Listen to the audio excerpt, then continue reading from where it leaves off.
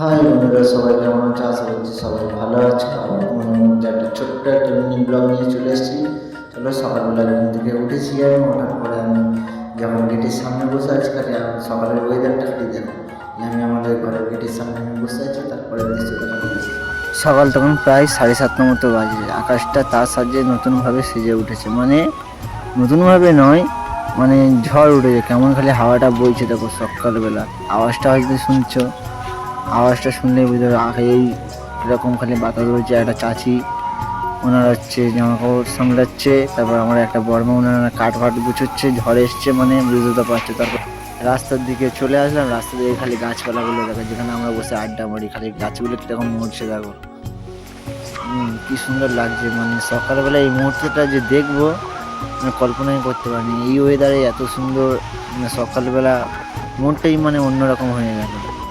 তারপরে গায়ে হাওয়াগুলো যখন লাগছে এত সুন্দর লাগছে, কি বলবো তোমাদেরকে। সবাইরা বসে বসে ওই হাওয়ার ফিল করছে, তার মানে হাওয়াটাকে অনুভব করতে। তারপর পুকুরের পানিগুলো দেখছো। তারপরে একটা কাকা সকালবেলা বেরিয়েছে, হয়তো তারপরে হয়তো এই ঝড়টা শুরু হয়েছে, তা কী করবে, মাল নিয়ে বেরিয়েছে, মানে বিক্রি করতে হবে। কাকার পথে রওনা হয়ে গেল। তারপর গাছের পাতাগুলো এসে গাছটা দেখো কত সুন্দর লাগছে, নারকেল গাছটা খুব সুন্দর লাগছে, মানে কি বলবো। দাঁড়িয়ে দাঁড়িয়ে খালি দৃশ্যগুলো দেখছি, আর ভাবলাম তোমাদেরকেও কিছুটা শেয়ার করি। দেখো, সবাই অনুভব করো পাড়াতে আমরা কিরকম থাকি। তারপরে আস্তে আস্তে এই দেখছে সূর্য দেখা গেল 1-1.5 ঘন্টা থাকার পরে, তারপরে আবার যাবেন।